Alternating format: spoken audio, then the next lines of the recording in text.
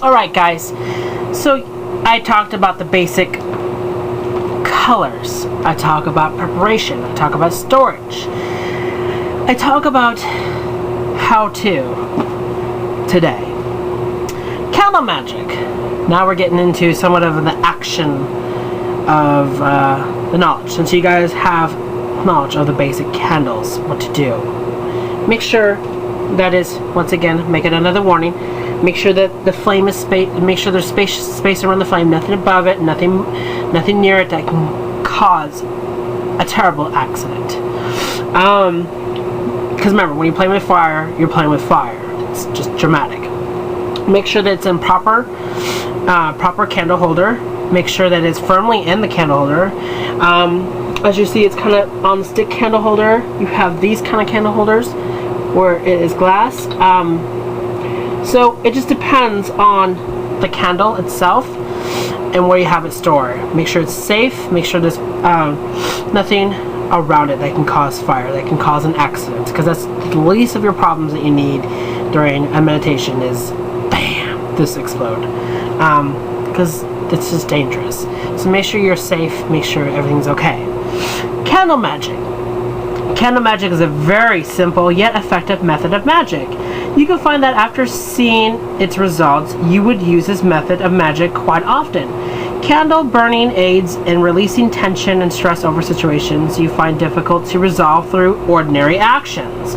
It gives you a sense of empowerment and control, which is in turn that will help you feel more better about yourself.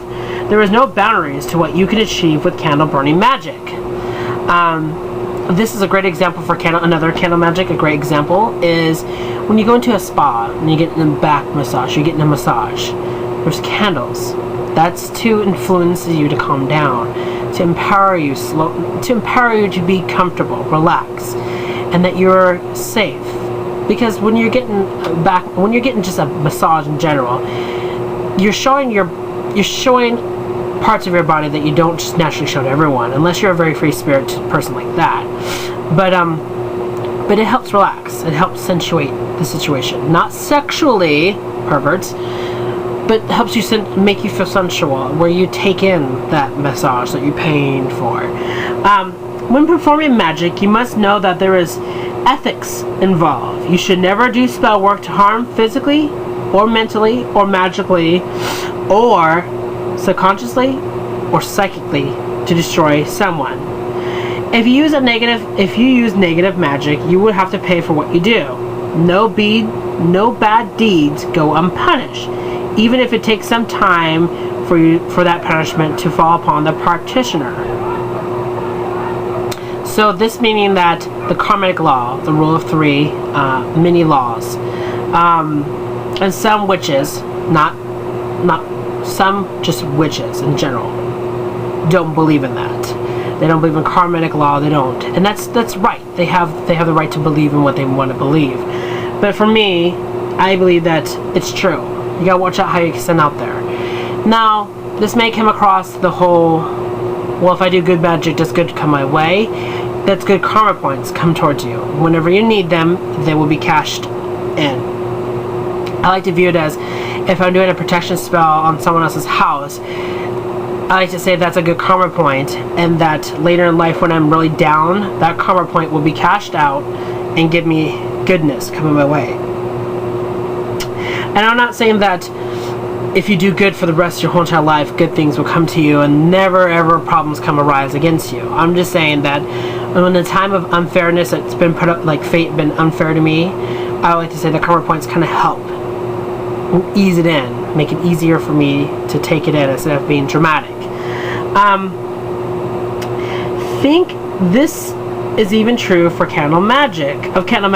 Think very carefully about your desires before you burn candles to get what you want.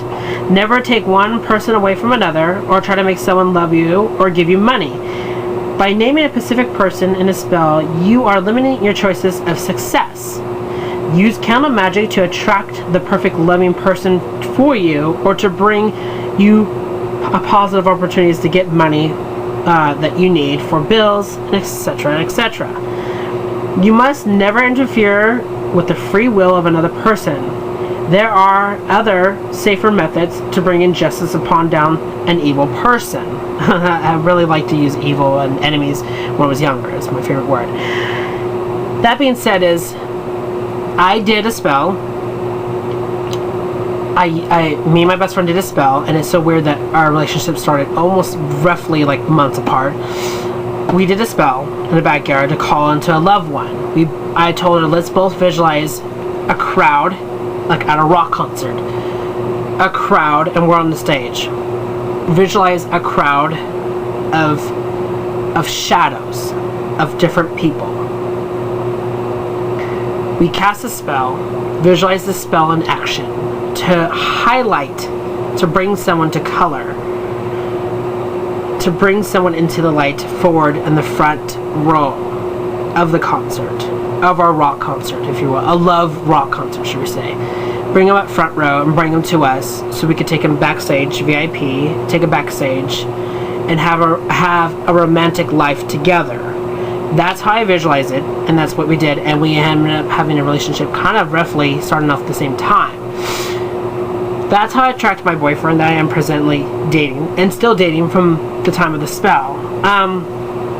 So that's how I did it. That's I classify that as a love spell, but some people view as love spells as taming what they want. That they want to tame the next door neighbor's oldest son or something cheesy like that. That is against free will. And if you think about it, I go back to it, like I said in my videos back then, is that casting a love spell against someone is a form of magical rape. And that's a very dramatic word to say, but it is dramatic.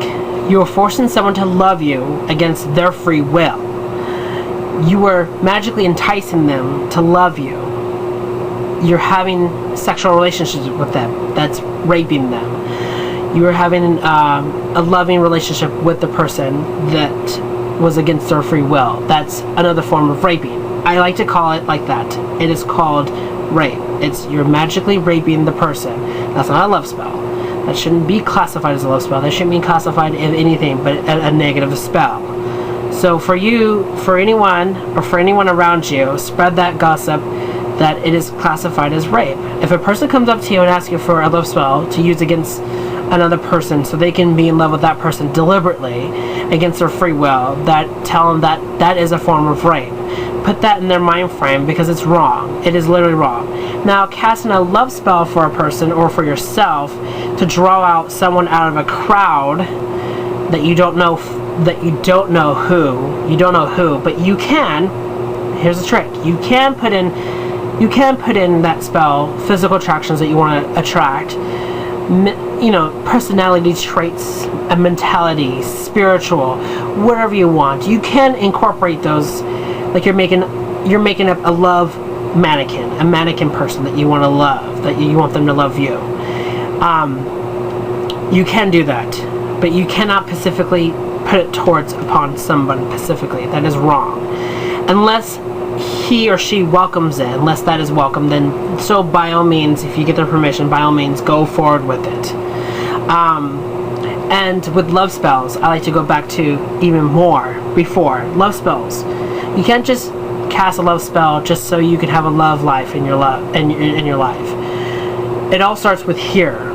Start with self-love. Love yourself. Know yourself. Know what you like and know what you don't like. Know what turns you on, what turns you off. Know what you need in life and know what you desire in life and know what you don't want in life and know that you undesire in life. Know what you want before you go out searching. That's kind of like going to a grocery store without a grocery list and just randomly picking everything and you have a tight budget. That's how I see it as, and that kind of makes sense a little bit. That's like, going in without anything. It's too wild, it's too uncontrolled, and it's too random. And some people are random, and some people are not. You kind of have to go into Candle Magick with some proper laws into it, especially with love spells. There's your 101 love spell there. Some rituals would produce immediate results. However, it is not uncommon for spells to take some time to manifest your desire. Sometimes it is necessary to repeat the spell over a period of time especially if the goal is difficult. It will need time to manifest and build up the energy needed. So if you cast a love spell and you didn't get instant response, be patient. If you feel like it needs a little more energy, a little more magic, recast the spell. If you feel like it's worked, you cast it and it doesn't work and there's nothing wrong, go back on your spell. Go figure out what was wrong. Make sure you record things down during your candle magics too. Make sure you record down what. Have a little book for it specifically. And just record the time and date, the moon, the sun, whatever time of you cast the spell, and record it down so you can see what was counterbalance against you. Sometimes if everything is imperfect, especially with candle magic in general, sometimes if everything is imperfect and you're imperfect and you don't understand why the spell hasn't happened or has never, that will never come to pass, sometimes that spell, sometimes that magic was not meant to be. Sometimes things are not meant to happen. And sometimes things happen. Sometimes things were meant to happen. So, that being said, my next video is going to be a basic candle spell. I won't show you physically about the candle spell because I have candles working, magic working now, and I want to kind of do it next video because I'm very encouraged to do it. But it's just basic spell. I can describe you what to do from it, and you can use this for any spells in general. So hope this helped you guys. Blessed be.